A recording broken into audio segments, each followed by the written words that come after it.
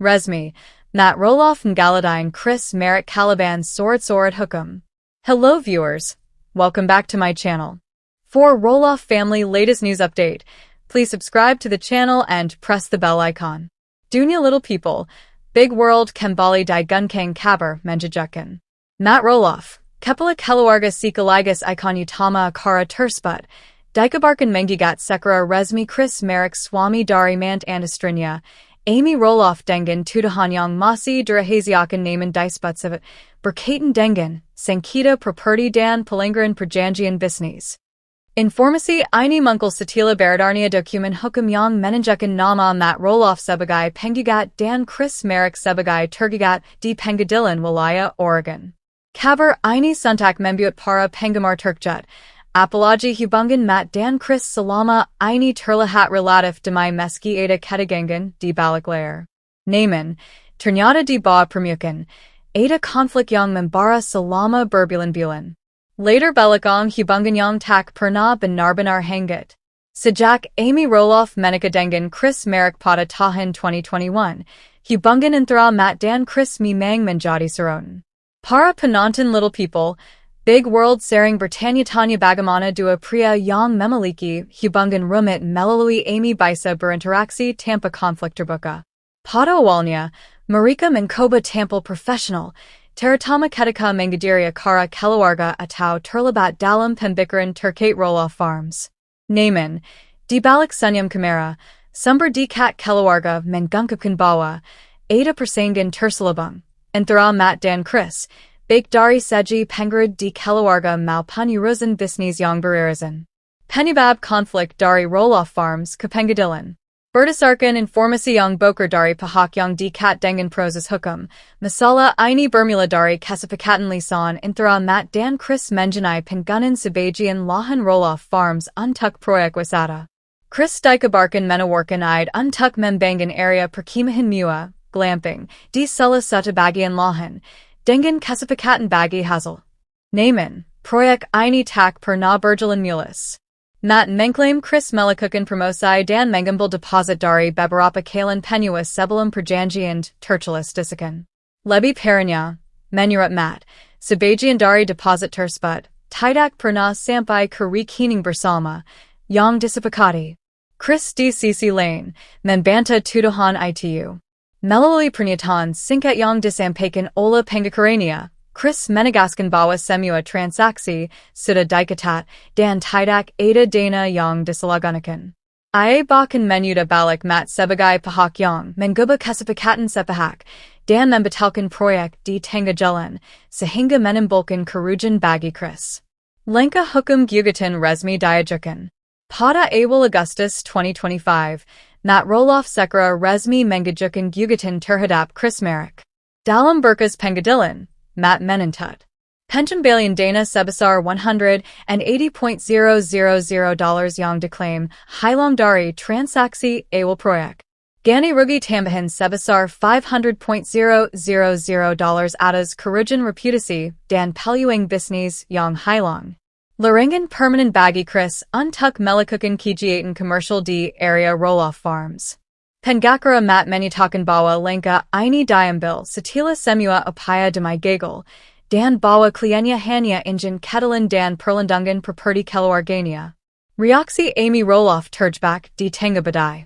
Amy Roloff, yang tentu saja berada dalam posisi paling sulit, bila memberikan pernyataan resmi. Namun, sering sumber yang dekat dengan Amy mengungkapkan bahwa ia merasa terhimpit di antara dua pria dalam hidupnya. Amy mencintai Chris, tapi dia juga punya sejarah panjang dan enak-enak dengan Matt. Dia tidak ingin konflik ini semakin memikat keluarga, ungkap sumber tersebut. Beberapa penggemar di media sosial berspekulasi bahwa ini bisa menjadi ujian terbesar dalam pernikahan Amy dan Chris, terutama jika tekanan publik semakin meningkat. Dampak pada keluarga Roloff retaken yang makin terlihat. Konflik ini juga berdampak pada enak-enak Matt dan Amy. Zach Roloff, yang sudah lama memiliki hubungan renggang dengan ayahnya terkait penjualan lahan Roloff Farms, dikabarkan tidak terkejut dengan gugatan ini. Sementara itu, Jeremy Roloff Memalai Diam, Dan Jacob Roloff Sekra Terbuka Membala Chris Melalui Ungahan Singkat di Media Social. Kadang, Orang Yang Terlahat Sebagai Boss, Bukanlah Orang Yang Selala Benar. Kita Harus Melahat Semua Sisi Cerita. Jacob Roloff.